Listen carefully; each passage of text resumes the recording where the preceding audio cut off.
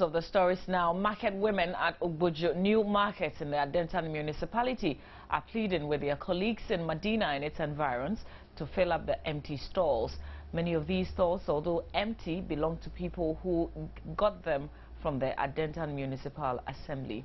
The market women say they would be forced to petition the assembly to reallocate the stalls if they remain empty. Matilda and Acquah Dennis has more. The market, which has about 400 sheds, has toilet facilities for both ladies and gents, security and a good lighting system. However, only about 30 sheds are presently in use, though almost all of them have been allocated. Despite the overflow of traders at the Medina market, it appears the Obujo New Market is an unattractive government investment. Obujo New Market. Na mumbeto dia na munya asiendi. O mapo market na amaye. Government abesi market fefe amaye. Na mapo amaye. Se yemfa. Ye fra omu nyina, omu mbra Obujo New Market. Na yembe shot to confirm be ye kutuo. Amada bibia brodie nya kwa nyeba jani bi ye market na free. Wa nya no kolokolo. Nyeba touch nya wani ko chame. Nya ka kwanye bi. Maba nya jani take wa fete. Omu mbra come and say. According to Acquah, if those who have bought the stalls do not begin trading, they will petition the assembly to reallocate the stalls to people ready to use them. Omumo, iti yankati akacha delta for say omu date. Copy that date say ebi a March endi, ana February endi, ana afi ewie ye wo awumba no ye die fi wunsem. Na ndi awaye ready no ye di amano. Municipal Coordinating Director of the Adentan Municipal Assembly, Gabriel Diary, explains, although the market has prospects, some work still needs to be done to attract more traders. The challenge here is that we have the Medina market, one of the oldest markets in the Greater Accra region, which is very close to Adentan Municipal Assembly. And for that matter, in terms of patronage, people who already know the Medina market will rather want to do business at the Medina market. There is also the challenge of transport. You know, trading goes along with movement, with transportation, and the routes to the Adenta Obujo market have still not been opened up by way of trotros and taxis. The market has been ready for use since 2012. Demolition exercises in some communities in Accra have exposed the inertia of authorities when it comes to regulating the planned development of the country. The government ultimately has had to bear the wrath of property owners whose homes are pulled down. It appears not much is being done to stop the emergence of such illegal structures and dwellings. The news team has been to an emerging market adjacent to the Acquah Mall at the Tetekwashi interchange here in Accra and report despite previous attempts to evict them, traders continue to undertake their activities, having resumed with more traders setting up shops. Must have started off as a small convenience lorry station to serve residents in communities along the Spentex Road and beyond. But along with the passengers came hawkers, then more passengers, then tabletop traders who found there were commuters' needs to be met. The market there now has grown so large that a whole host of items are now on sale. Tomatoes, pepper, kenke, and the rest are all available.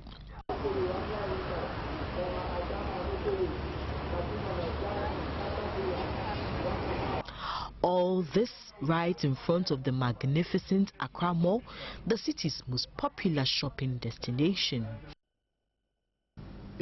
For Amnesty International, it's not a question of whether they have a right to go there. People are just looking for a situation where they will get their income to take care of themselves. So because of the poverty levels of people, it will come a time when they will settle anywhere. But it is also important for the city authorities and all that are concerned to ensure that people do not settle for several years before we take action. Behind the pavement, though, are all the signs of an emerging slum.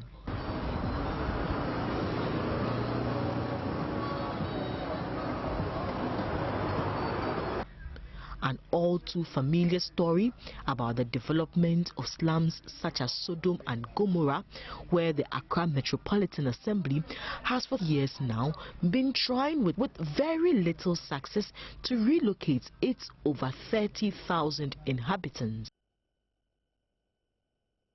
Several community opinion leaders in the Greater Accra region have expressed some disappointment at the suggested street names given to communities by the Accra Metropolitan Assembly. The community leaders are of the opinion that most, if not all, the streets should be named after persons who made considerable sacrifices in the area of development in their respective communities. 3,584 streets in Accra have so far been earmarked to be named by the AMA. President John Dramani Mahama in April 2013 directed all metropolitan, municipal and district assemblies to name all streets and number all houses within 18 months, in line with the national policy framework and operational guidelines on street naming and property address system. Some communities in the western and Volta regions have already gone ahead with the implementation of the street naming project. The Accra Metropolitan Assembly, after a one-week validation and community consultation forum with each sub-metropolitan district assembly in the capital, met in Accra on Tuesday at a general validation forum to finally map out the best strategies to name the city's street. This is a validation forum to make sure that they can see that some work has been done. The process has not ended. They still have opportunity to make an input so that in the final analysis we produce a product that will represent us, giving recognition to our former chiefs, our past elders, our past presidents, our leaders and influential people in the society, and people who have made meaningful contribution to the development of our nation. But for some community leaders in the capital, though they lauded the assembly for speedy implementation of the project before the 18-month deadline, they still had some major concerns as to how the streets were being named. My worry is that if we don't take time, there is going to be a whole total of confusion, because some of the names and then there's double naming. Some of the streets have a name which is repeated in a different area, and then all those things are some of the faults we've detected that for now. But I believe so far what they've done, it's quite impressive. In our area, where they came with the papers with our assembly member, we wrote all the names of the opinion leaders and chiefs. But when we came here, when we went there and saw, there is nothing inside. There is nothing at all. What they wrote there is the old names in Abrikuma Central, Shukura. So we are not satisfied at all. We have to go back and sit down with them. The public relations officer of the AMA, Numo Blafo III, said all the concerns of the opinion leaders would be addressed. We're collating all the the complaints and concerns that we'll receive from people, and then later on we will still go back, meet with them, and then if we are able to resolve all those issues, then the names will be taken to the Accra Planning Committee meeting where it will be given approval. When it is given approval, then we send it to the main assembly for their approval. If the assembly approves it, then we send it for gazetting. Ghanaians have meanwhile been urged to start using the street names to give directions when the process is complete in order to make the street naming project successful. We can put behind us the coconut tree, the mango tree, the Amadan Holo, all of those things can be a thing of the past, so that we can see Asafache Nate Street, Gorgesburg Road. Then you go 2 blocks and then you see another name.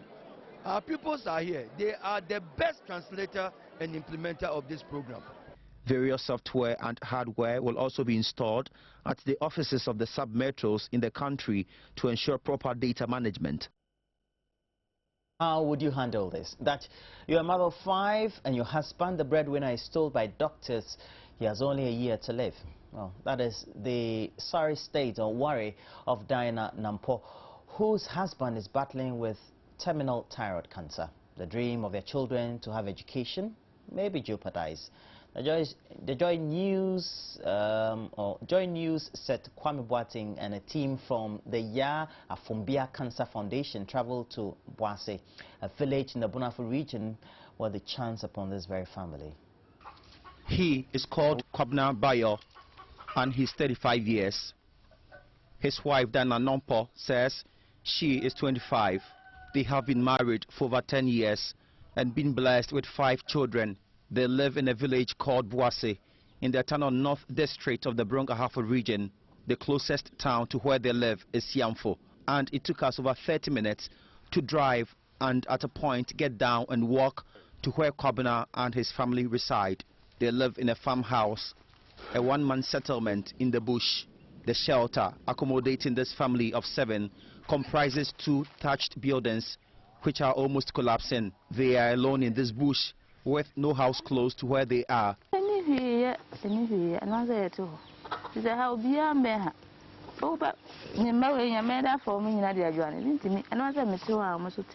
Kwabna Bayo, until some 4 years ago, was a very energetic and hard-working farmer and a bicycle repairer. But because of a cancer which has developed on the left side of his neck, Kwabna is now bedridden and can't work.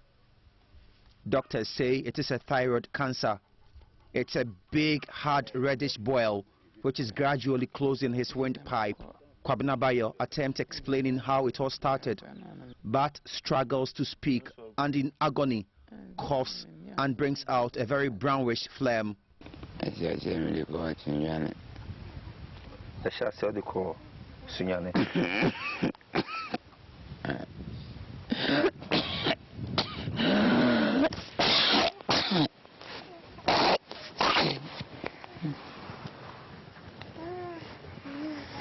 The 35-year-old father of 5 looks far older than his age now and has grown very lean, with his clothes now hanging loosely on him.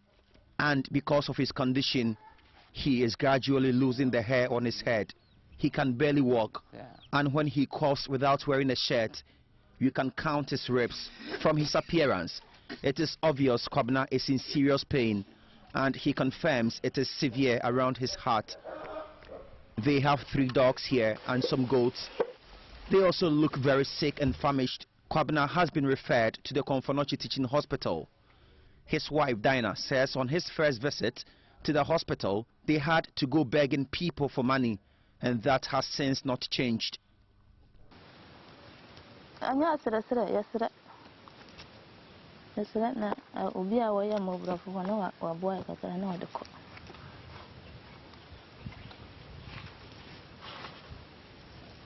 Kwabna's firstborn is 10 years old, and the 5th one is almost 4 months.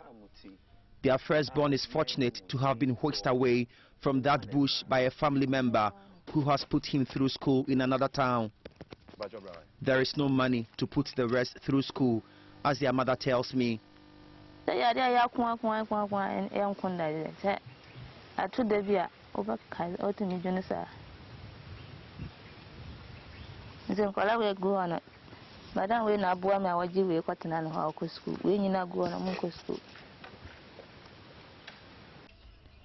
There's no water here, so they drink from a pond about 200 meters from their house. It is very muddy with dirty particles in it, but there's no better alternative, so this is what they drink.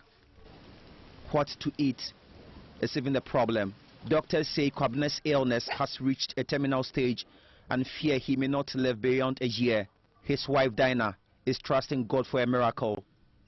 She thinks about the possibility of the husband dying, and tears begin to drop. Oh dear.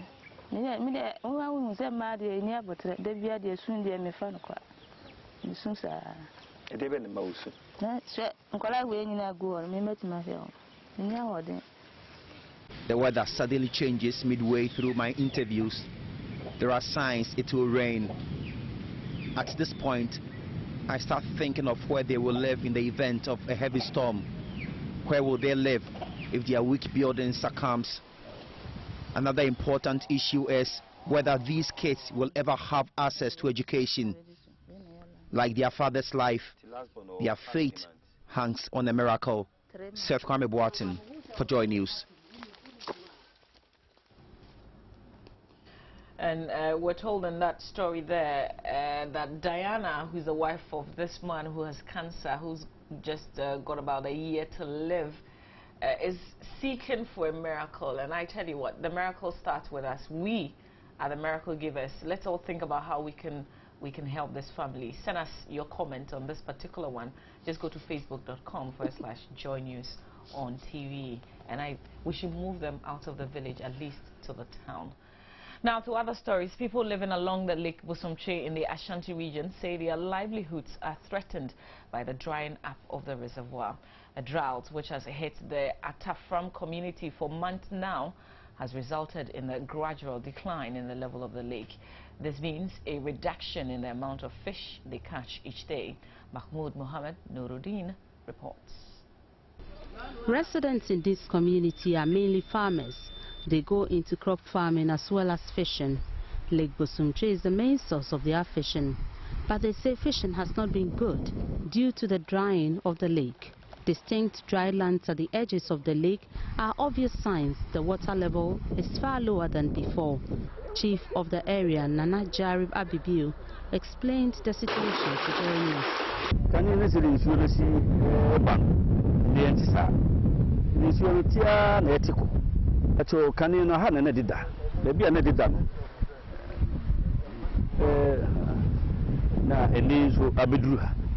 He said a tree planting program has begun along the banks of the river to salvage the situation. Residents say the situation is alarming and could affect their businesses.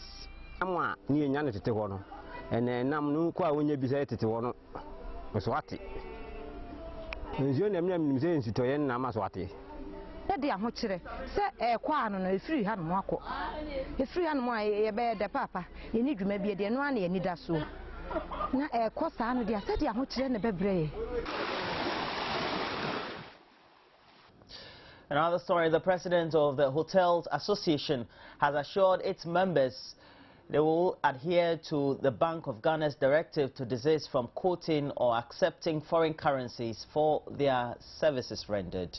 According to him, the association has already been engaging members on the subject.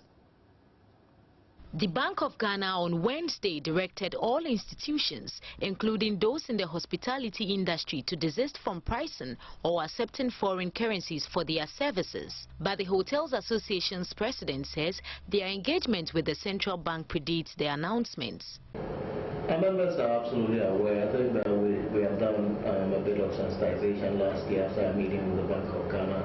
So most facilities, have made sure that if they wanted to charge in foreign currency or make foreign currency a medium, a mode of settlement, to apply for the relevant licenses and procure the relevant exemption. So that is done, and we think that if any hotel should do this without approval from the Bank of Ghana, then they are not complying with the law.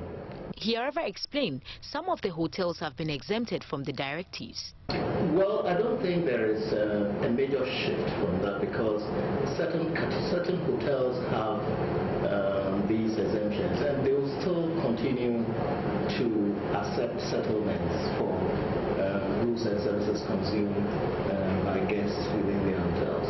That is not every hotel which has exemption from the Bank of Ghana to accept foreign currency in settlement for goods and services that guests consume. There are few registered hotels which have that kind of exemption, and I don't think that there is any variation in the in the collection of foreign currency for these hotels. The only change is that they will not be able to cash over the counter. Now, Vice President Papa Kwesi Emisa Arthur has described the new measures put in place by the Bank of Ghana to stabilize the cedi from further depreciating as critical to the health of the economy. Speaking at the American Chamber of Commerce Summit in Accra, the Vice President said the Bank of Ghana reforms seek to enforce the legal requirements for doing business in the country and also to help reduce the dollarization of the economy.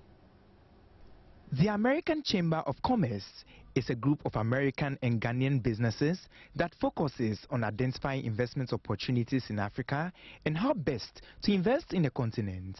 The chamber also seeks to identify the economic and political realities of Africa and learn from those who have led the way what practices are best for operating on the continent. The forum attracted American businesses such as the Coca-Cola Company, PricewaterhouseCoopers, Delta Airlines, Smiles International, and Cummins Ghana Limited. Vice President Kwesi Ata tasked the chamber to strengthen trade between Ghana and the United States through the African Growth and Opportunity Act, or Acquah initiative. The Acquah success may not be sustained. The global financial crisis has had a severe impact on U.S.-Africa trade. According to the data that I was giving, the U.S. Department of Commerce estimates that Africa's exports to the U.S. have been severely impacted in several key export exits, with declines especially in agriculture and textile. It is estimated that trade between Africa and the United States declined by some 50% last year. The decline in the Acquah initiative, coupled with the tapering of the U.S. Federal Reserve Board stimulus program, according to the Vice President, were some factors affecting trade and investments in the country. This tapering has contributed to a reversal of capital flows, leading to volatility in currency and equity markets in emerging and frontier countries. Global interest rates have started increasing, threatening us with higher costs of debt servicing. So these pressures, these developments have contributed to inflation pressures in the domestic economy, requiring the authorities to restore stability. Kwesi Ata also used the platform to defend the BOG policy directive to stabilize the cedi. This exchange rate action has to be put in the proper context, because resulting from the exchange reforms of the 1980s, Ghana made significant economic successes. Growth rates averaged 7% in the period between 2001 and 2012, allowing us to introduce social sector interventions that protected the poor and helped us to make significant achievement in the Millennium Development Goals. It is therefore not the intention to abandon the policy that has contributed so importantly to improving livelihoods in our country. So our reforms seek to restore policy credibility, stability, and certainty in our economy. The U.S. ambassador to Ghana, Jim Crest, tasked government to improve its financing regime, as well as mitigate the risk factors likely to affect trade between the two countries. The American Chamber of Commerce Summit in Ghana was on the theme, Building the American Brand in Africa, and was supported by the U.S. Chamber of Commerce in America. Organized labor is set to table a proposal to government for an increase in the daily minimum wage. The proposal follows what it says has been a general increase in the cost of living. This is necessitating the need for an increase in workers' incomes. Though the Employment Ministry says it is ready to engage organized labor, it cannot confirm if the daily minimum wage will see an increase. The daily national minimum wage was last year increased by 17% from 4 cedi 48 pesos to 5 cedis 24 pesos. But considering the current economic situation in the country, the Trades Union Congress believes there's a need to review the minimum wage to reflect the current state of the economy. Although the TUC would not disclose the contents of a proposal it had forwarded to government considering the minimum wage, it was optimistic the proposal would be accepted. And it appears the average worker also favors an increase in the minimum wage. In the system, because the economy is very, it's not in the good shape. So as the economy is not in the good shape, we need, at least, we all should bear 7,000 a day, or 7,000 to 7 cedis, 7 cedis a day to 8 cedis. It's very good. it is very good for any minimum for any worker, because the situation now, it is very tough. 20 cedis for a day will be okay. And for moments that we are now, 5 cedis nothing in Ghana here. And it's giving 5 cedis to a worker, you just encourage the worker to be what? To be more corrupt. And that's what I can suggest to the government. So the government should come out and do something better for the workers. Yeah, the 7 cedis is okay for them.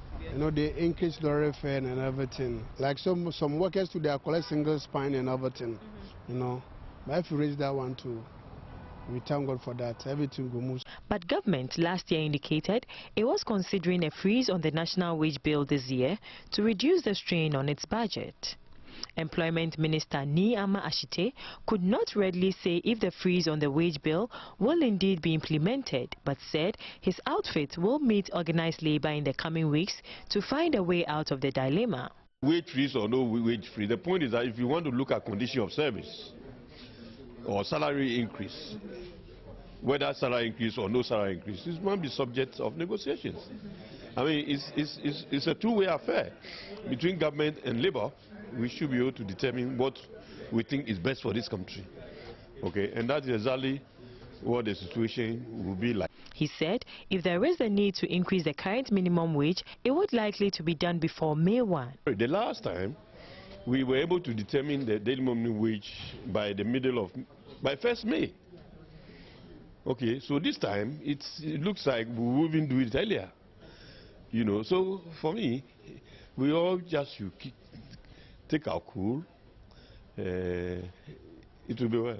The minister was, however, quick to add that an increase in the minimum wage must be commensurate with productivity. He also tasked public sector workers to live up to expectation.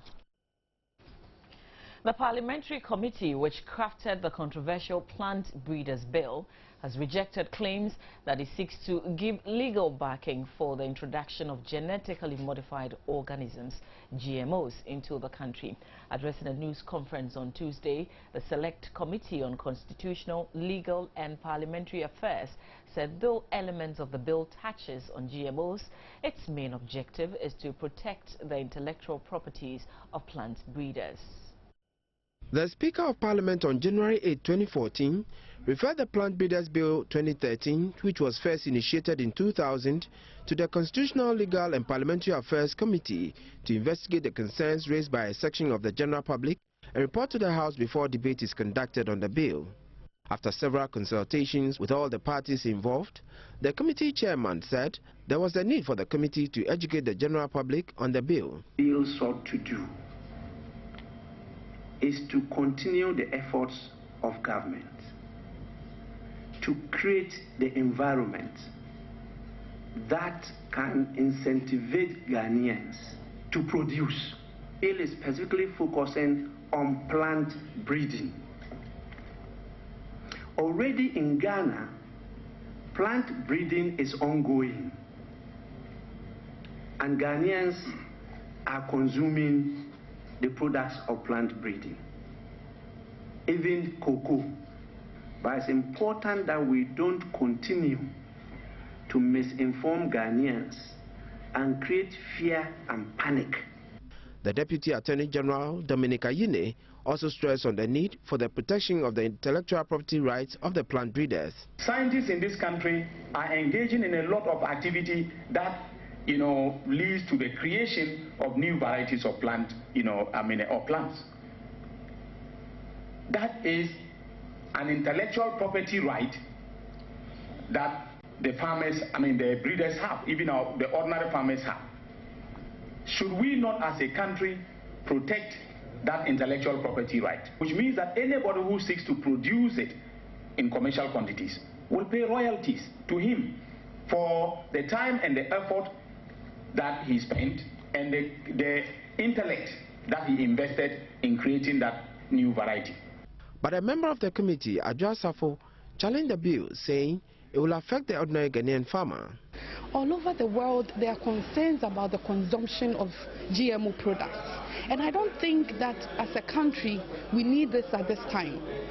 Countries that generate these things are countries that excuse me, today have food supply problems and how to grow foods in their various countries. And so they do all these things to be able to feed their people. I don't think Ghana has a food security problem.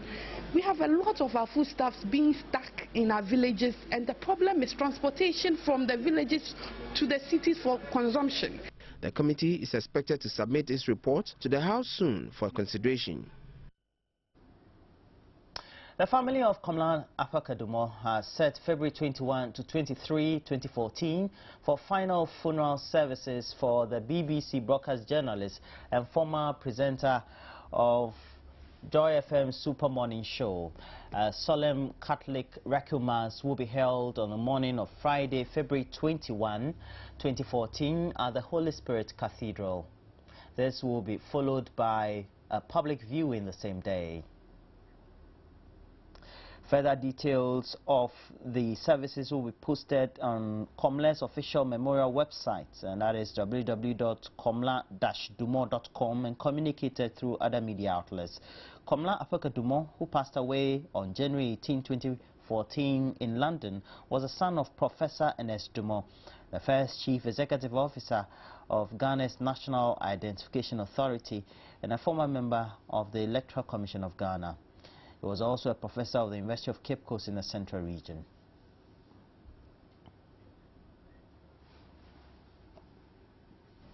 So those are the stories we have for you for the morning on the AM show. And next we'll bring you some sports, but before we do that, do a recap of our top stories. Ace, Ghanaian broadcaster and BBC journalist Colin Avocados to be buried on February 22.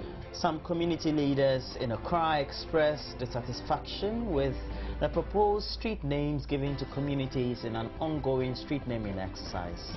And people living along the Lake Bosomtwe in the Ashanti region say their livelihoods are threatened by the drying up of the reservoir. So these are the stories we have for you by way of news on the AM show. Next, we bring to you sports, which on is the brought AM to show. us by Cowbell and Tigo.